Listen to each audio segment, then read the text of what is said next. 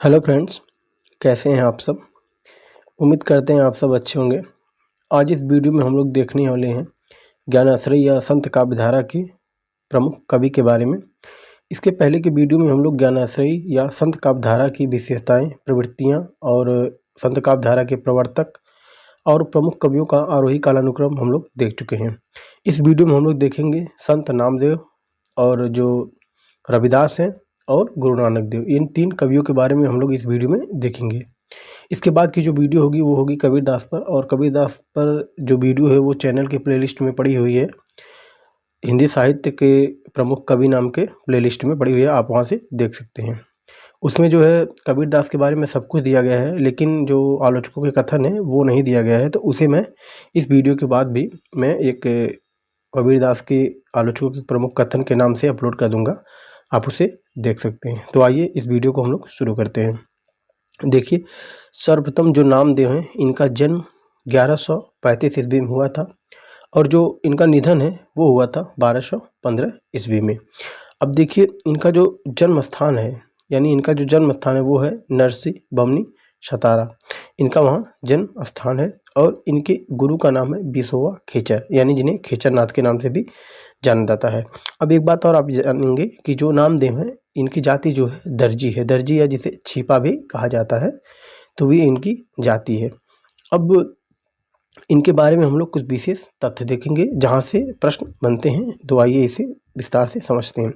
सबसे पहला पॉइंट इसमें है कि डॉक्टर रामकुमार वर्मा एवं गणपति चंद्र गुप्त ने इन्हें संत काव्यधारा का प्रवर्तक मानते हैं। यानी मैंने पिछली वीडियो में भी आपको बताया था कि जो संत काव्यधारा के प्रवर्तक हैं वो गणपति चंद्र गुप्त और रामकुमार वर्मा के अनुसार नामदेव हैं, तो वो लोग इन्हें मानते हैं। दूसरी बात ये है कि जो नामदेव हैं इन्हें प्रथम संत कवि भी माना गया है। अब हम लोग आगे देखेंगे। अगला पॉइंट इसमें है कि ये वारकरी संप्रदाय से संबंधित थे, यानी जो ये है ये वारकरी संप्रदाय से संबंधित थे। तीसरा पॉइंट इसमें कि ये आरंभ में सगुण उपासक थे, किंतु बाद में निर्गुण उपासक बन गए। देखिए, यानी जो नामदेव हैं ये पहले क्या थे, सगुण उपासक थे, और बाद में क्या बन गए, निर्गुण उपासक।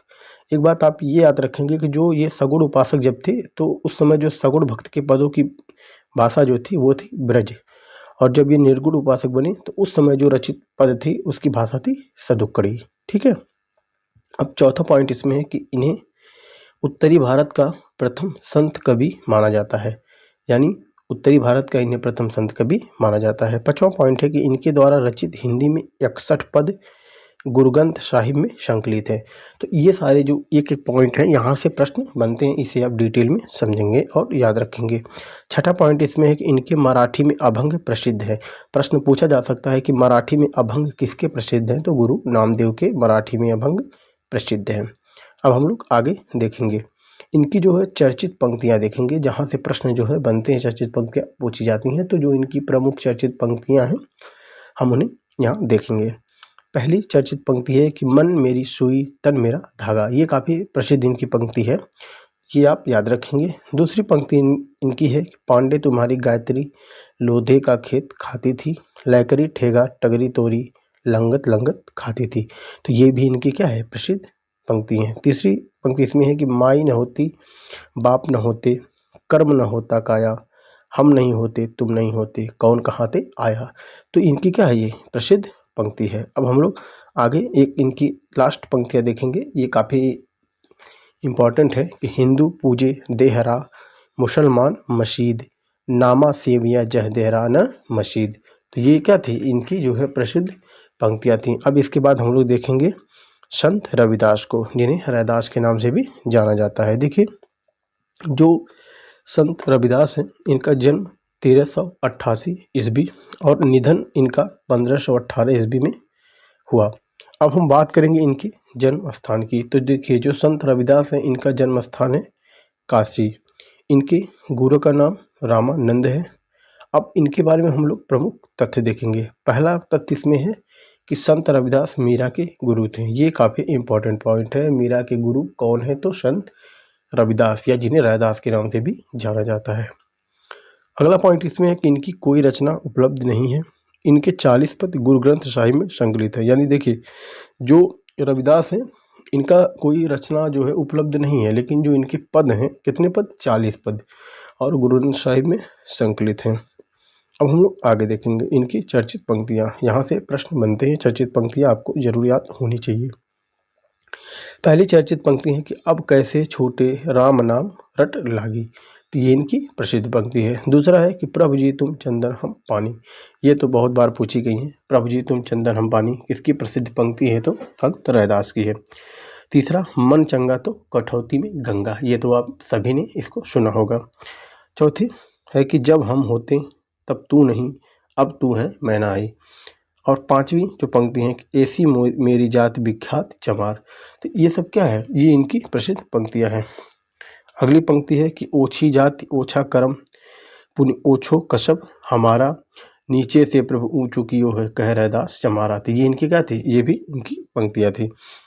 अब आगे हम लोग देखेंगे गुरु नानक के बारे में। देखिए जो गुरु नानक है यहाँ से भी प्रश्न बनते हैं। अब देखिए सर्व तो हम लोग देखेंगे इनका जन्म, तो इनका जन्म 1469 ईस्वी में हुआ और निधन की बात करेंगे तो निधन इनका हुआ है 1539 ईस्वी में। जन्म स्थान है राई भाई की तलवंडी लाहौर के निकट, जो कि कहाँ है, पाकिस्तान में है। वर्तमान में यह स्थान ननकाना साहब के नाम से प्रसिद्ध है। इनके पिता का नाम है कालूचंद खत्री, माता का नाम है तृप्ता देवी और इनकी पत्नी का नाम है सुलक्षणी। और इनकी जो पुत्र थे, इनके दो पुत्र हुए थे, एक का नाम है श्रीचंद और एक का नाम है लक्ष्मीचंद। तो जो इनके पुत्र श्रीचंद्र थे उन्होंने क्या थी, उदासी संप्रदाय की स्थापना की थी। अब इनकी रचनाओं की बात करेंगे। देखिए इनकी रचनाएं हैं 5-6 रचनाएं काफ़ी प्रसिद्ध हैं, जैसे जपू जी, रहिराश, आशा दीवार, रोहिला, सोहिला, नसीहत नामा। अब देखिए 2-3 पॉइंट है काफ़ी इंपॉर्टेंट है और कई बार परीक्षाओं में पूछा गया है कि जपू जी को नानक दर्शन का सार तत्व माना जाता है। ये प्रश्न पूछा गया है कि जो नानक दर्शन का सार तत्व किस रचना को माना जाता है, तो जपू जी को माना जाता है। अब देखिए नसीहत नामा में खड़ी बोली का प्रयोग हुआ है। प्रश्न यहाँ से भी बन सकता है कि किस रचना में खड़ी बोली का प्रयोग हुआ है, तो नसीहत नामा में हुआ है। अब हम लोग आगे देखेंगे। आगे जो है इसमें एक पॉइंट है कि गुरु ग्रंथ साहिब में गुरु नानक के पद महला नामक प्रकरण में शामिल है। तो यानी इनके पद जो है गुरु नानक साहब के गुरु ग्रंथ साहिब में किस नाम से शामिल है, तो महला नामक प्रकरण में शामिल है। चर्चित पंक्तियाँ देखेंगे इनकी, ये एक पंक्ति काफ़ी प्रसिद्ध है, इसे देखेंगे कि जो नर दुख में दुख नहीं माने और सुख स्नेह और भय नहीं जाके कंचन माटी जाने, तो ये रही इनकी प्रसिद्ध पंक्तियाँ। अब तक हम लोग 3 कवि को देख चुके हैं।